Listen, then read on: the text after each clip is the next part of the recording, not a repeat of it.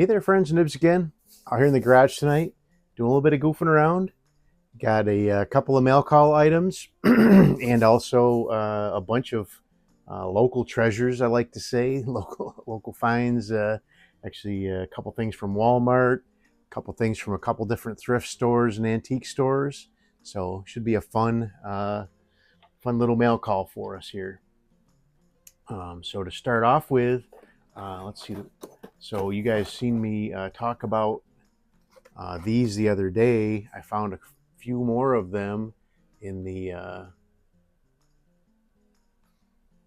local Walmart. The Sonder, which is the same as the older style D2 knife, but with a satin silver knife blade instead of a black finished blade.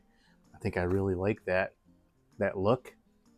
And but to talk about this, the reason I grabbed these is I'm only about 300 subscribers away from hitting 20,000 subscribers, and at the rate that my channel's been growing over the past bit of time, I should reach that 20,000 within probably a month to a month and a half at the most, probably less than a month, really. But I'm going to do a big giveaway. I'm going to be announcing that really soon. This is not the giveaway, but when I do announce that, all the people who do comment on that video will be entered to win. And I'm going to give away a bunch of stuff, knives like this, maybe a couple of really nicer knives. These are nice knives, but some USA made knives, a couple of pellet guns, and that will be, really dependent on where you live. There's a few places in the United States where I can't ship an air gun, so it might be limited there. Definitely give away some t-shirts, some coffee mugs, all that sort of thing, because you don't hit 20,000 subscribers every day, so that's a pretty big achievement, I think, in YouTube land. So that's going to go towards that. I didn't do a channel member giveaway this month because I'm preparing for that 20,000 subscriber giveaway. So now let's see, I got a few more local finds, and then we'll talk about the two mail call items. So this first one, I'm not really sure what is the deal with this one, but it is a little fixed blade. And I'll put a picture up here of the etching on the blade here. It does say K-bar stainless. It does not say made in USA, made in China, anything like that, but it looks like an older knife, and it's nice and heavy. Got a full tang through construction. The blade's a little bit chipped up here, but I think that can be fixed and be made to be a really nice knife. And then I'll have to continue with my progress with my leather work and make a nice little sheath for it. But if I did search for quite a while, actually, the other day, and I found a lot of K-bar fixed knives, but I did not find anything that looked even similar to this one. So if anybody has any information on this guy, I would really appreciate it. Looks like it's got a spot here for maybe doing an engraving, personalizing it or whatever, but that's how much I paid for it. So I couldn't pass up any knife for $3. So that was Saturday I found those. It's Monday now. Today I went into one of my favorite local antique stores and I found several knives for a really good price for all of them, I think. So this one was actually, I think, $5. It's one of those Camillus Cub Scout knives. Everything's in really good shape. The Delrin, the purple Delrin on this is, I already have one of these, but that purple Delrin is really faded, which is not uncommon for that, but a good soak in mineral oil should revive that. It has a cap lifter and screwdriver and a punch blade, But everything's there. A little slow on the action here, but I think everything will clean up and come along nice. That other one I had cleaned up really nice. The other one I have cleaned up really nice. Now this one was the most expensive one out of these three. This is a really nice, really nice Camillus. Just says it says Camillus. I thought it said camper. No, it says Camillus on the blade or on the shield. And this is, so that one and this one are both the Camillus with the long line underneath. So it's a 1960 up into the mid to late 70s. This one's a model 99. Nice spear point blade. Nice can opener. Nice long screwdriver with the cap lifter. And also we have the punch or awl or whatever you want to call it. So that's really nice. That one's in really good shape. Needs almost nothing as far as cleanup goes. Just a little bit of polishing, and that one will be like brand new. Now this one is the most interesting one out of the three, I think, for me anyway. This one's another Boy Scout knife, and it is a really interesting Boy Scout knife. It has a little bit of snap on the open. There is a spring in the back here. I don't know, but when I close it, it does not have any snap. It doesn't even feel like it wants to snap. But just a single blade, little folded metal handle. But this one says Boy Scouts of America National Council, and stainless imperial Provo with the USA underneath. So this is a 46 to 56 knife. So that is really cool. That is and I got that for, this was $10. So really good deal there. So let's see, I have one more piece that I found actually locally. Let me find the right one. It's not that one. So it's this one. This is a Case XX carbon steel. I have a few of them now. But this is a so I didn't even realize. So I'm kind of trying to collect all of the amber bone peach seed jigged cases that they have out, and I thought I had, because when I search on eBay and when I search on Amazon, I come up with a 47 pattern, I come up with a 18 pattern, and I come up with a 75 pattern Stockman. I didn't know that this one existed in amber bone until I went into this local hardware store that next town over. I was in there with my pastor buying some materials so we could work on some stuff at the church. But this is a amber bone peach seed jig medium Stockman 63032, and this one was boxed on 06/01/22. I already oh no, I wrapped it back up, I forgot. So I had unwrapped it and was checking it out. They actually had 3 of these, and I picked the one that I like the best. I like the ones with the darker toasted jigging, but really nice knife. So let's see, we've got 8 dots, so yeah, that would be a 2022. But I'm not sure. So like a lot of the case knives, it would be 63, 47 or 6332, but this one has a 0 in between. If anybody can tell me what that 0 in between, because I have a couple other knives that have that as well. I think my older 47 pattern says 63047.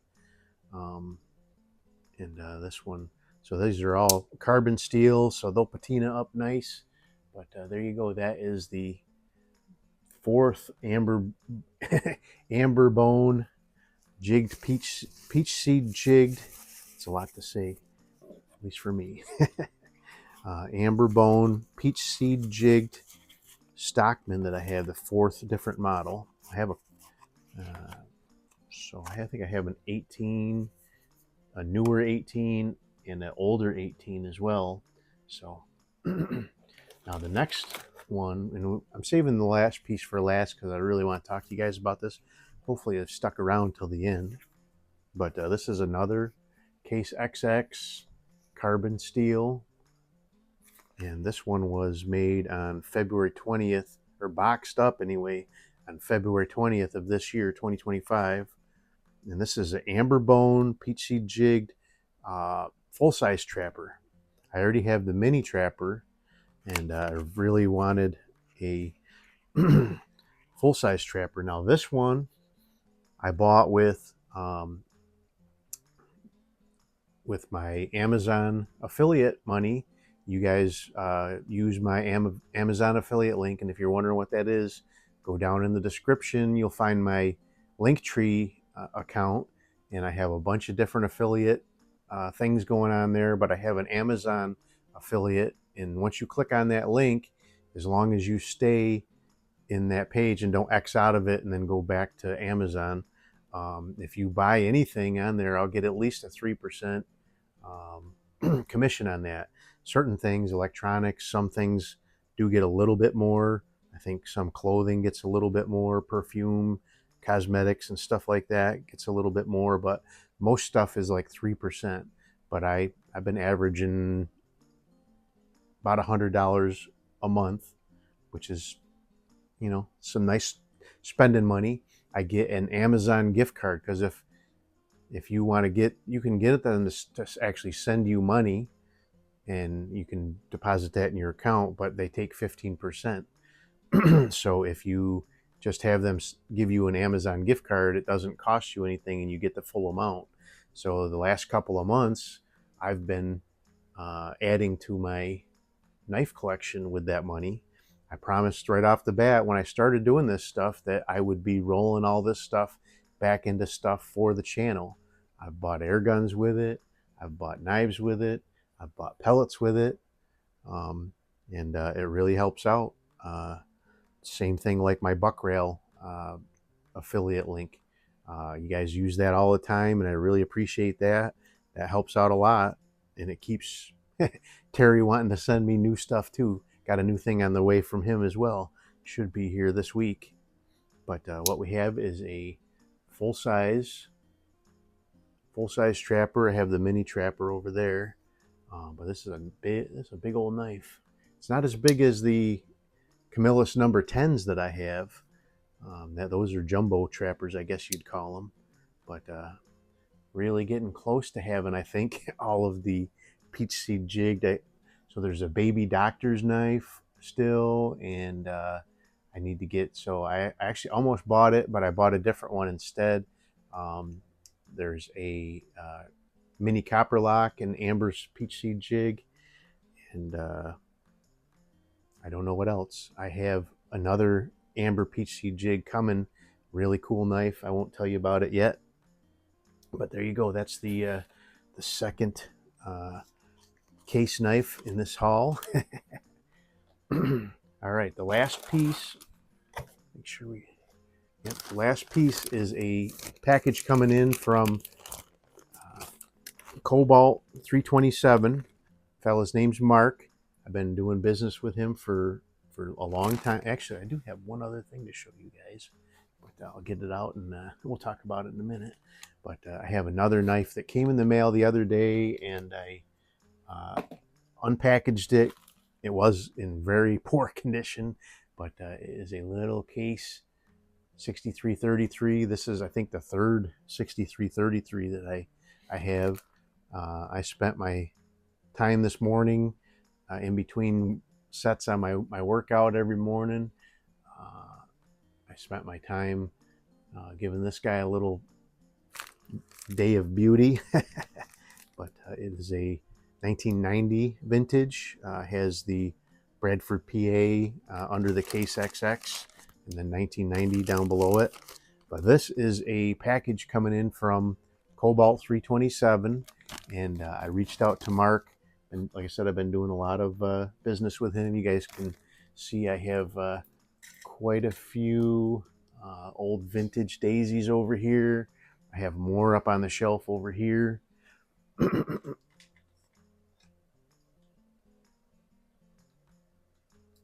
And I'm pretty sure I've gotten almost all my rebuild kits from him. So if you're ever interested in rebuilding an old daisy, uh, even a newer daisy, really, he's got the parts for them. But you can get springs. He's got this Cobalt, what he calls the Cobalt327 spring. That is a little bit of an upgrade as far as power goes, or maybe a lot, I guess, and then how you look at it. So a typical Red Ryder type gun will do, they say up to 350 on the boxes, but if you can get them to do 300 without having to beef them up a little bit, you're doing good. Most of the ones that I've even rebuilt stock still only do like 285, 295 in that neighborhood. But this kit is coming in for, and I got it all taken apart over here. So, but it's my really cool find that I found recently. But this is not a daisy. Well, it's actually a daisy product, but it is a King manufacturing company, model 2236. And I'll do a much deeper dive as far as history goes when I get that thing done and we get it shooting. But I took it apart and then reached out to Mark, and he sent me over a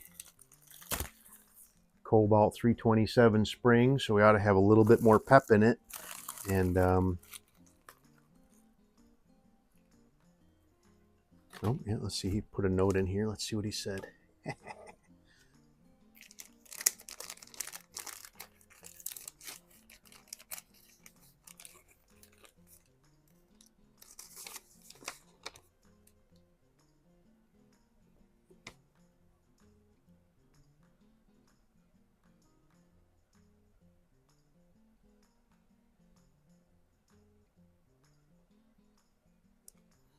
All right, so he actually included, didn't even say he was going to do it, but the 7/64 oversized air tube, so we'll get a little bit more air volume there as well. But the King would have originally came with a leather, and I've rebuilt a few of them with leather, and it works out okay, but I usually don't get that much power when I rebuild them with leather, so I opted to go with the synthetic. Once you get it rebuilt, nobody's going to know, right? But between the Cobalt327 spring and the actually I got it right over here.